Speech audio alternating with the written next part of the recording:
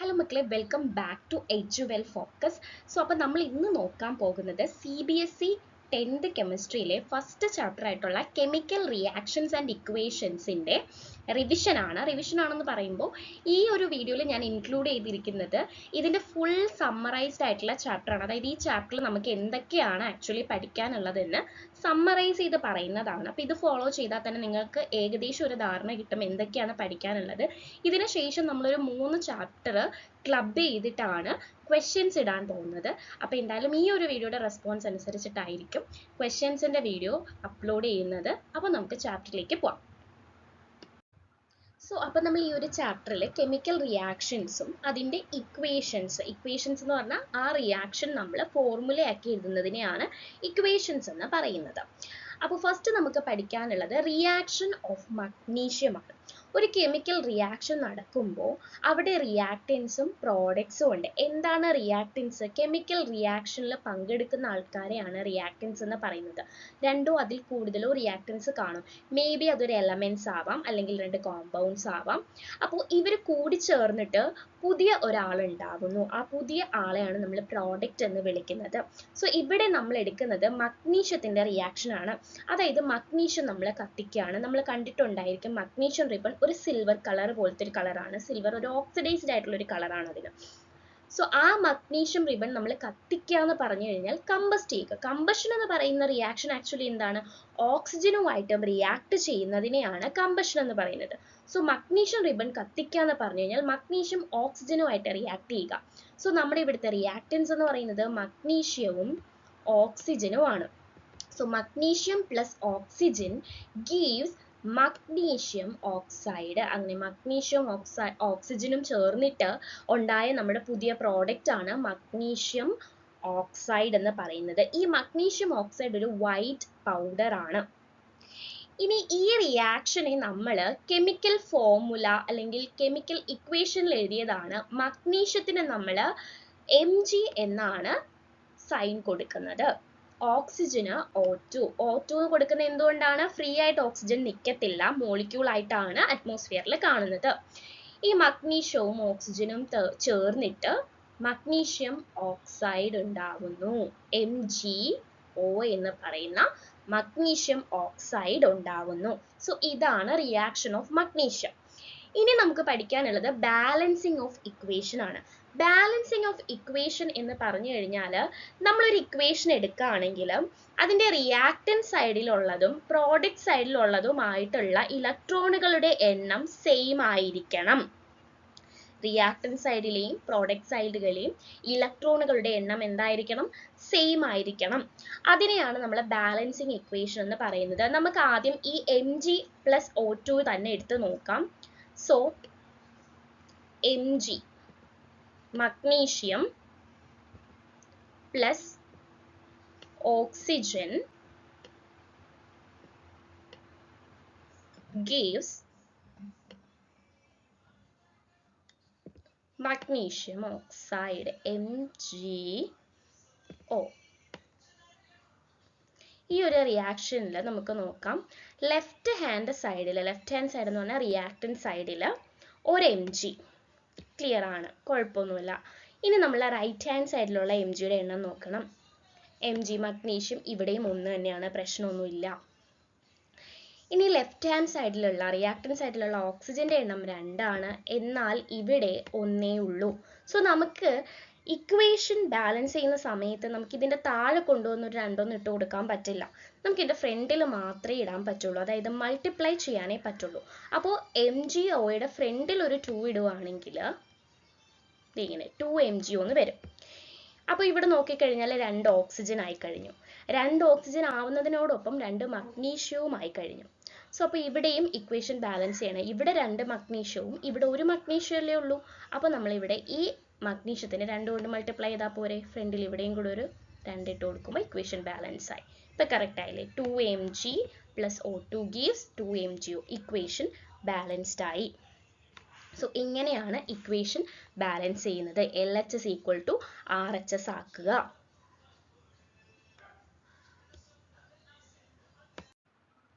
ഇനി നമുക്ക് പഠിക്കാനുള്ളത് types of reactions with examples ആണ് പഠിക്കാനായിട്ടുള്ളത്.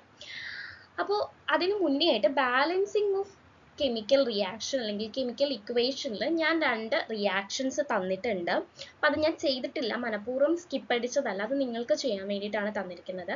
അതിൻ്റെ ഇക്വേഷൻസ് എഴുതുക, അത് ബാലൻസ് ചെയ്യാൻ ശ്രമിക്കാം.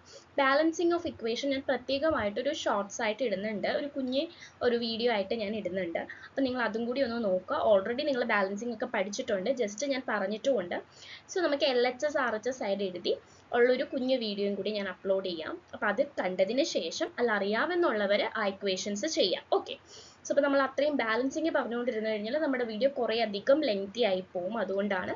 സോ നമുക്ക് ടൈപ്പ് ഓഫ് റിയാക്ഷൻസ് വിത്ത് എക്സാമ്പിൾസിലേക്ക് പോവാം. ഫസ്റ്റ് കോമ്പിനേഷൻ റിയാക്ഷൻ ആണ്. നോക്കിക്കേ, 2 or more elements combine to form a single compound. 2 അതിൽ കൂടുതലോ എലമെന്റ് കമ്പൈൻ ചെയ്തിട്ട് ഒരു സിംഗിൾ പ്രോഡക്റ്റ് ആയിട്ട് മാറുന്നു. അതായത് 2 എലമെന്റ്സ് കൂടി ചേർന്ന് അതിൻ്റെ 2ന്റെയും ഒരു സിംഗിൾ കോമ്പൗണ്ട് ആയിട്ട് മാറുന്നു. ഒരു എക്സാമ്പിൾ നമ്മൾ നോക്കുകയാണെങ്കിൽ, so let's write an example, that is carbon reacting with the oxygen. Carbon reacting with the oxygen to give carbon dioxide. Carbon react with oxygen to give carbon dioxide. ഇതൊരു example ആണ്. Carbon എന്ന് പറയുന്ന റിയാക്ടന്റും oxygen എന്ന് പറയുന്ന റിയാക്ടന്റും കൂടി combine ചെയ്തിട്ട് carbon dye oxide ആയിട്ട് മാറുന്നു. ഇനി നമുക്ക് വേറൊരു എക്സാമ്പിൾ വാട്ടറിൻ്റെത് പഠിക്കാം. 2H2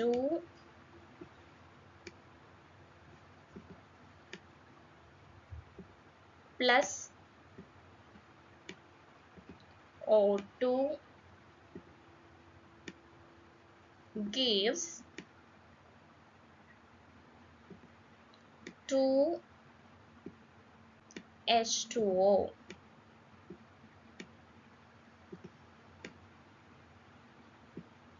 സോ ഇതും ഒരു കോമ്പിനേഷൻ റിയാക്ഷൻ ആണ്. സോ ഇത് രണ്ടുമാണ് കോമ്പിനേഷൻ റിയാക്ഷൻ എക്സാമ്പിൾ. നമുക്ക് അടുത്ത റിയാക്ഷനിലോട്ട് പോവാം. സോ നെക്സ്റ്റ് റിയാക്ഷൻ ആണ് ഡീകമ്പോസിഷൻ റിയാക്ഷൻ. അപ്പം നമ്മൾ നേരത്തെ പഠിച്ചത് 2 അതിൽ കൂടുതലോ റിയാക്ടന്റ് കൂടി ചേർന്നിട്ട് ഒരു സിംഗിൾ പ്രോഡക്റ്റ് ആയിട്ട് മാറുന്നു. ഇവിടെ ഒരു സിംഗിൾ റിയാക്ടന്റ് ഡീകമ്പോസ് ചെയ്തിട്ട് 2 അതിൽ കൂടുതൽ പ്രോഡക്ട്സും ആയിട്ട് മാറുന്നു. നോക്കിക്കേ, a reactant decompose to form 2 or more products. ഇതിനെയാണ് ഡീകമ്പോസിഷൻ റിയാക്ഷൻ എന്ന് പറയുന്നത്. സോ ഞാനിവിടെ ഒരു എക്സാമ്പിൾ കൊടുത്തിട്ടു. AB എന്ന് പറയുന്ന ഒരു കോമ്പൗണ്ട്, ഇതാണ് നമ്മുടെ റിയാക്ടന്റ്. AB എന്ന് പറയുന്നതാണ് നമ്മുടെ റിയാക്ടന്റ്. റിയാക്ഷന് ശേഷം അത് ഡീകമ്പോസ് ചെയ്തിട്ട് പ്രോഡക്റ്റ് എയും പ്രോഡക്റ്റ് ബിയുമായിട്ട് മാറുന്നു. ലൈക്വൈസ് സിങ്ക് സൾഫൈഡ് എന്ന് പറയുന്ന ഒരു റിയാക്ടന്റ്, സിങ്ക് സൾഫൈഡ് എന്ന് പറയുന്ന ഒരു റിയാക്ടന്റ് റിയാക്ട് ചെയ്തിട്ട് സിങ്കും സൾഫറുമായിട്ട് ഡീകമ്പോസ് ചെയ്യുന്നു. സോ സിങ്കും സൾഫറുമാണ് ഇവിടുത്തെ പ്രോഡക്റ്റ്. ഇതാണ് ഡീകമ്പോസിഷൻ റിയാക്ഷൻ. ഒരു സിംഗിൾ റിയാക്ടന്റ് ഡീകമ്പോസ് ചെയ്ത് 2 അതിൽ കൂടുതലോ പ്രോഡക്ട്സ് ആയിട്ട് മാറുന്നു. സോ ഇനി നമുക്ക് പഠിക്കാനുള്ളത് ഡിസ്പ്ലേസ്മെന്റ് റിയാക്ഷൻ ആണ്. ഡിസ്പ്ലേസ്മെന്റ് റിയാക്ഷൻ എന്ന് പറഞ്ഞു കഴിഞ്ഞാൽ, ഇപ്പം നമ്മൾ ഇരിക്കുന്ന സ്ഥലത്ത് നിന്ന് ഒരാൾ നമ്മളെ എഴുന്നേറ്റ് മാറ്റിച്ചിട്ട് അയാൾ ആ സ്ഥലത്തേക്ക് കയറിയിരിക്കുന്നു. സോ ഇങ്ങനെയുള്ളൊരു റിയാക്ഷൻ ആണ്. ഇവിടെ നമുക്ക് ഒരു റിയാക്ഷൻ നോക്കാം. കോപ്പർ സൾഫേറ്റും അയണുമായിട്ട് റിയാക്ട് ചെയ്യുന്നു. ഇതിന്റെ കെമിക്കൽ ഇക്വേഷൻ എങ്ങനെയാണ് വരുന്നത്? കോപ്പർ സൾഫേറ്റ് ആവുമ്പോൾ CuSO4 എന്നാണ് വരുന്നത്. CuSO4 എന്ന് പറയുന്ന ഫോർമുലയാണ് വരുന്നത് കോപ്പർ സൾഫേറ്റിന്. അയൺ നമുക്കറിയാം Fe ആണ്, ഫെറം Fe എന്ന് വരുന്നു. സോ കോപ്പർ സൾഫേറ്റും അയണുമായിട്ട് റിയാക്ട് ചെയ്യുമ്പോൾ നമുക്ക് കിട്ടുന്ന പ്രോഡക്ട്സ് ആണ് ഫെറസ് സൾഫേറ്റും കോപ്പറും. Ferrous sulphate FeSO4, copper Cu. So ഇവിടെ നോക്കിക്കഴിഞ്ഞാൽ അറിയാം, കോപ്പർ ആണ് സൾഫേറ്റുമായിട്ടൊരു കോമ്പൗണ്ട് ഉണ്ടാക്കിയിരുന്നത്. ആഫ്റ്റർ റിയാക്ഷൻ ആ കോമ്പൗണ്ടിൽ നിന്നും കോപ്പറിനെ ഡിസ്പ്ലേസ് ഡിസ്പ്ലേസ് ചെയ്ത് കോപ്പർ ഇരുന്ന സ്ഥാനത്ത് നിന്ന് കോപ്പറിനെ ഡിസ്പ്ലേസ് ചെയ്ത് ആ സ്ഥാനത്തേക്ക് ഫെറം അഥവാ അയൺ കയറുകയും അങ്ങനെ ഫെറസ് സൾഫേറ്റ് ആവുകയും ചെയ്തു. ദെൻ കോപ്പർ സിമ്പിൾ ആയിട്ട് കോപ്പർ ആറ്റം ആയിട്ട് മാറുന്നു. സോ അങ്ങനെ ഒരാൾ ഇരിക്കുന്ന സ്ഥലത്ത് നിന്ന് അയാളെ ഡിസ്പ്ലേസ് ചെയ്ത് മറ്റൊരാൾ കയറുവാണെങ്കിൽ ആ റിയാക്ഷനെ പറയുന്ന പേരാണ് displacement reaction. So here the less reactive copper is displaced by iron and iron forms compound with the sulfur. Such reactions are called a displacement reaction. So ഇനി നമുക്ക് ഡബിൾ ഡിസ്പ്ലേസ്മെന്റ് റിയാക്ഷൻ നോക്കാം. Double displacement എന്ന് പറയുമ്പോൾ displacement തന്നെ അറിയാം, ഒരാളുടെ സ്ഥാനത്ത് നിന്ന് മറ്റൊരാൾ അയാളെ മാറ്റിയിട്ട് കയറിയിരിക്കുന്നു. ഡബിൾ ഡിസ്പ്ലേസ്മെന്റ് എന്ന് പറയുമ്പോൾ അങ്ങോട്ടും ഇങ്ങോട്ടും ഇന്റർചേഞ്ച് ആവുന്നു. അതായത് ഇപ്പോൾ രണ്ടുപേര് കസേരയിൽ ഇരിക്കുകയാണ്, അവര് ആ കസേരയിൽ നിന്ന് അങ്ങോട്ടും ഇങ്ങോട്ടും പ്ലേസ് ചേഞ്ച് ചെയ്യുന്നു. അങ്ങനെ ഒരു റിയാക്ഷൻ ആണ് ഡബിൾ ഡിസ്പ്ലേസ്മെന്റ് റിയാക്ഷൻ എന്ന് പറയുന്നത്. എക്സാമ്പിൾ നമ്മൾ സോഡിയം സൾഫേറ്റും അലുമിനിയം ക്ലോറൈഡും തമ്മിലുള്ള റിയാക്ഷൻ എടുക്കുകയാണ്. സോഡിയം സൾഫേറ്റും അലുമിനിയം ക്ലോറൈഡും ഇവർ റിയാക്ട് ചെയ്തിട്ട് നമുക്ക് കിട്ടുന്ന പ്രോഡക്റ്റ് ആണ് അലുമിനിയം സൾഫേറ്റും സോഡിയം ക്ലോറൈഡും. സോ നമുക്കറിയാം സോഡിയം ആണ് സൾഫേറ്റുമായിട്ട് കോമ്പൗണ്ട് ഫോം ചെയ്തിരുന്നത്. ആഫ്റ്റർ റിയാക്ഷൻ സോഡിയം ക്ലോറൈഡുമായിട്ട് റിയാക്ട് ചെയ്തിട്ട് കോമ്പൗണ്ട് ഫോം ചെയ്യുന്നു. ആൻഡ് അലുമിനിയം സൾഫേറ്റുമായിട്ട് കോമ്പൗണ്ട് ഫോം ചെയ്യുന്നു, അങ്ങോട്ടും ഇങ്ങോട്ടും ചേഞ്ച് ചെയ്യുന്നു. So such reactions are called double displacement reaction. Here both sodium and aluminum displaces their compound to form a new one. So finally നമ്മൾ പഠിക്കാൻ പോകുന്നത് oxidation and reduction reaction ആണ്. So oxidation എന്ന് പറഞ്ഞാൽ addition of oxygen or removal of hydrogen is known as oxidation. ഒന്നെങ്കിൽ ഓക്സിജനെ add ചെയ്യുക അല്ലെങ്കിൽ ഹൈഡ്രജനെ remove ചെയ്യുക. ഈ ഒരു റിയാക്ഷനെയാണ് നമ്മൾ എന്തെന്ന് പറയുന്നത്, ഓക്സിഡേഷൻ എന്ന് പറയുന്നത്. സോ ഇവിടെ ഒരു ഇക്വേഷൻ തന്നിട്ടുണ്ട്. എക്സാമ്പിൾ ആയിട്ട് copper reacting with oxygen gives copper oxide or cuprous oxide. അപ്പൊ ഇവിടെ കോപ്പറിന്റെ കൂടെ ഓക്സിജൻ ആഡ് ചെയ്തു, അങ്ങനെ ഇവിടെ ഓക്സിഡേഷൻ നടന്ന് നമുക്ക് കിട്ടിയ പ്രോഡക്റ്റ് ആണ് കോപ്പർ ഓക്സൈഡ്. ഇനി റിഡക്ഷൻ റിയാക്ഷൻ നോക്കാം. ഫസ്റ്റ് എടുത്ത റിയാക്ഷനിൽ തന്നെ നമുക്ക് കോപ്പർ ഓക്സൈഡ് ഓക്സിഡേഷൻ നടന്നതിന് ശേഷം കിട്ടിയ പ്രോഡക്റ്റ് ആണല്ലോ. ഇതിനകത്ത് നിന്ന് നമുക്ക് ഓക്സിജനെ റിമൂവ് ചെയ്യുമ്പോൾ അതൊരു റിഡക്ഷൻ റിയാക്ഷൻ ആവും. So removal of oxygen or addition of hydrogen is known as reduction reaction. ഇവിടെ നോക്കിക്കേ, കോപ്പർ ഓക്സൈഡ് നമ്മൾ എടുത്തു, അതിൻ്റെ കൂടെ ഹൈഡ്രജൻ റിയാക്ട് ചെയ്യിപ്പിച്ചു. അങ്ങനെ കോപ്പർ ഓക്സൈഡിന്റെ കൂടെ ഹൈഡ്രജൻ റിയാക്ട് ചെയ്യിക്കുന്ന സമയത്ത് ഈ ഹൈഡ്രജൻ ഈ കോപ്പറിനെ റെഡ്യൂസ് ചെയ്തു, അതായത് ഈ ഓക്സിജനുമായിട്ട് ബോണ്ട് ഫോം ചെയ്യുന്നു, അങ്ങനെ കോപ്പറിനെ റിലീസ് ചെയ്യുന്നു. അങ്ങനെ കോപ്പറിന് റിഡക്ഷൻ സംഭവിക്കുന്നു, ഹൈഡ്രജൻ ഓക്സിജനുമായിട്ട് ചേർന്ന് വാട്ടർ ഫോം ചെയ്യുന്നു. ആൻഡ് ഈ ഒരു റിയാക്ഷന്റെ പ്രത്യേകത എന്ന് പറഞ്ഞാൽ ഇവിടെ ഓക്സിഡേഷനും റിഡക്ഷനും നടക്കുന്നുണ്ട്. നിങ്ങളൊന്ന് സൂക്ഷിച്ചു നോക്കിക്കേ. കോപ്പർ ഓക്സൈഡിൽ നിന്നും ഓക്സിജനെ റിമൂവ് ചെയ്യുമ്പോൾ അവിടെ റിഡക്ഷൻ നടക്കുന്നു. എന്നാൽ ഈ ഓക്സിജനെ റിമൂവ് ചെയ്യാൻ ആഡ് ചെയ്ത് കൊടുത്ത ഹൈഡ്രജന് ഓക്സിഡേഷൻ സംഭവിക്കുന്നു. സോ അപ്പോൾ ഇവിടെ ഓക്സിഡേഷൻ റിയാക്ഷനും റിഡക്ഷൻ റിയാക്ഷനും സൈമുൾട്ടേനിയസ് ആയിട്ട് നടക്കുന്നുണ്ട്.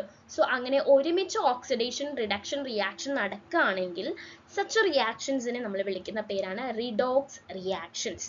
അപ്പോൾ ഈ അവസാനത്തെ റിയാക്ഷൻ റിഡോക്സ് റിയാക്ഷൻ ആണ്, ബിക്കോസ് ഇവിടെ ഓക്സിഡേഷനും റിഡക്ഷനും നടക്കുന്നുണ്ട്.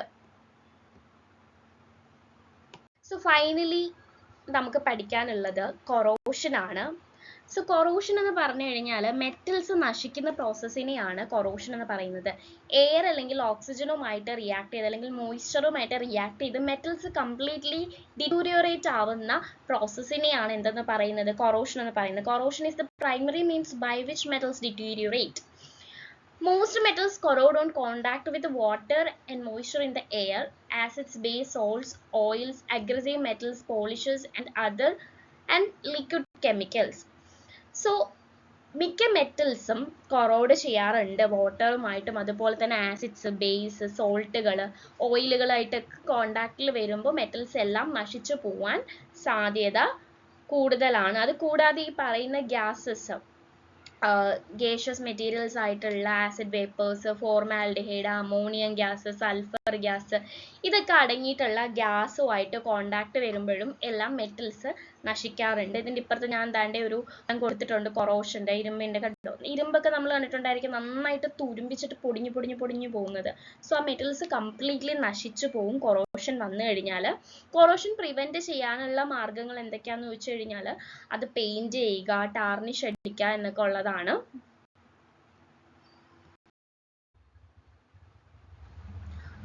സോ അപ്പോൾ നമുക്ക് കൊറോഷനകത്ത് മെയിൻ ആയിട്ട് പഠിക്കാനുള്ളത് റസ്റ്റിംഗ് ഓഫ് അയൺ ആണ്. സോ എങ്ങനെയാണ് അയൺ റസ്റ്റ് ചെയ്യുന്നത്? അങ്ങനെ റസ്റ്റ് ചെയ്യുമ്പോൾ ആ റസ്റ്റ് എന്ന് പറയുന്ന കോമ്പൗണ്ടിനെ നമ്മൾ എന്താണ് വിളിക്കുന്നത് എന്നുള്ളതാണ്. അപ്പോൾ റസ്റ്റ് ചെയ്യുമ്പോൾ നമുക്കറിയാം അയൺ റസ്റ്റ് ചെയ്ത് കഴിഞ്ഞാൽ അയൺ കംപ്ലീറ്റ് ആയിട്ട് പൊടിഞ്ഞ് നശിച്ചു പോകും. സോ അപ്പം ഫസ്റ്റ് ഓഫ് ഓൾ അയൺ ഓക്സിജനുമായിട്ട് കോണ്ടാക്റ്റിൽ വരുന്നു അല്ലേ? ഓക്സിജനുമായിട്ട് കോണ്ടാക്റ്റിൽ വരുമ്പോൾ അയണും ഓക്സിജനും കൂടി ചേർന്ന് അയൺ ഓക്സൈഡ് ആയിട്ട് മാറുന്നു. എഗെയിൻ ഈ അയൺ ഓക്സൈഡ് ആയിട്ട് ഇരിക്കുന്ന സാധനം, ഓക്സിഡൈസ്ഡ് ആയിട്ട് ഇരിക്കുന്ന സാധനം വാട്ടറുമായിട്ട് കോണ്ടാക്ട് വരുന്നു. ഇൻ കേസ് മഴയൊക്കെ പെയ്യുന്ന സമയത്ത് മോയ്സ്ചർ കണ്ടന്റ് വളരെ കൂടുതലാണ് അറ്റ്മോസ്ഫിയറിൽ. അങ്ങനെ മോയ്സ്ചർ കണ്ടന്റുമായിട്ട് കോണ്ടാക്ട് വരുന്നു. അല്ലെങ്കിൽ നമ്മൾ വെള്ളത്തിലൊക്കെ കെയർലെസ് ആയിട്ട് വെള്ളമുള്ള സ്ഥലങ്ങളിലൊക്കെ അയൺ എക്യുപ്മെന്റ്സ് വെക്കുമ്പോൾ ഇത് വാട്ടറുമായിട്ട് റിയാക്ട് ചെയ്ത് Fe2O3 H2O എന്ന് പറയുന്ന കോമ്പൗണ്ട് ഉണ്ടാകും. അതായത് റെസ്റ്റ്. അതിനെ ആ ഒരു കോമ്പൗണ്ടിനെയാണ് നമ്മൾ റെസ്റ്റ് എന്ന് പറയുന്നത്. സോ അങ്ങനെ അയൺ റെസ്റ്റ് ആവുന്നു. ഇങ്ങനെയാണ് അയൺ തുരുമ്പിക്കുന്നത്, റെസ്റ്റ് ചെയ്യുന്നത്. ഓക്സിജനും വാട്ടറുമായിട്ട് റിയാക്ട് ചെയ്യുമ്പോഴാണ് അയൺ റെസ്റ്റ് ചെയ്യുന്നത്.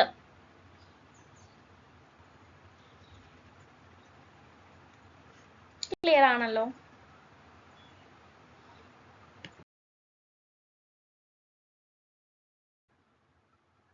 സോ ഇനി നമുക്കുള്ളത് റാൻസിഡിറ്റി ഓഫ് ഓയിൽസ് ആണ്.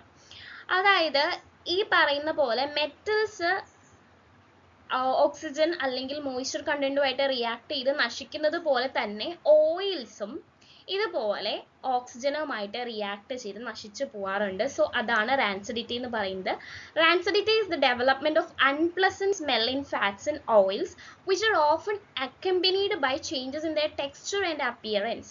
അപ്പോൾ റാൻസിഡിറ്റി എന്ന് പറഞ്ഞു കഴിഞ്ഞാൽ നമ്മൾ ഓയിൽസ് എടുക്കുമ്പോൾ അതിനകത്തുനിന്ന് ഒരു അൺപ്ലസന്റ് സ്മെല്ല്, ഓയിൽസിനാണെങ്കിലും ഫാറ്റ്സിനാണെങ്കിലും ഒക്കെ ഒരു അൺപ്ലസന്റ് സ്മെല്ല് വരിക, അതിൻ്റെ ടെക്സ്ചറിനും അപ്പിയറൻസിനും ഒക്കെ മാറ്റം വരിക. നമ്മൾ മലയാളത്തിൽ പറയുകയാണെങ്കിൽ കനച്ച് പോവുക എന്നൊക്കെ പറയും. എണ്ണ അതെടുത്ത് മണപ്പിക്കുമ്പോൾ ഒരു വൃത്തികെട്ട സ്മെല്ലാണ്. ആക്ച്വലി ഇത് ഓക്സിജനുമായിട്ട് റിയാക്ട് ചെയ്തിട്ട് ഈ ഓയിൽസ് ഓക്സിഡൈസ്ഡ് ആവുന്നത് കൊണ്ടാണ്, അല്ലെങ്കിൽ ഈ എന്തെങ്കിലും ഒരു കാരണത്താൽ മോയ്സ്ചർ കണ്ടന്റ് ഈ ഓയിൽസിന്റെ അകത്തേക്ക് പോകുമ്പോഴാണ് ഇങ്ങനെയുള്ള പ്രശ്നങ്ങൾ ഉണ്ടാകുന്നത്, റാൻസിഡിറ്റി ഉണ്ടാവുന്നത്. റാൻസിഡിറ്റി അവോയ്ഡ് ചെയ്യാൻ വേണ്ടി നമ്മൾ എയർ ടൈറ്റ് കണ്ടെയ്നേഴ്സിനകത്ത് ഓയിൽസും ഫാറ്റ്സും ഒക്കെ കീപ്പ് ചെയ്യുകയാണെങ്കിൽ അത് അവോയ്ഡ് ചെയ്യാനായിട്ട് പറ്റും. ഈ ടൈപ്സ് ഓഫ് റാൻസിഡിറ്റി ഒന്നും നിങ്ങൾക്ക് പഠിക്കാനുള്ള നോക്കണ്ട. സോ അപ്പോൾ ഇത്രയാണ് നമ്മുടെ ചാപ്റ്റർ എന്ന് പറയുന്നത്. ചാപ്റ്റർ കംപ്ലീറ്റ്ലി ഞാൻ സമ്മറൈസ് ചെയ്ത് പറഞ്ഞിട്ടുണ്ട്. ഇതിൻ്റെ അകത്ത് ആകെ ഞാൻ അങ്ങ് ഭയങ്കരമായി എക്സ്പ്ലെയിൻ ചെയ്യാത്ത ഒരേ ഒരു കാര്യം നമ്മുടെ ബാലൻസിങ് ഓഫ് ഇക്വേഷൻ ആണ്. അതൊരു കുഞ്ഞു വീഡിയോ ആയിട്ട് നമുക്ക് പിന്നീട് ഇടാം.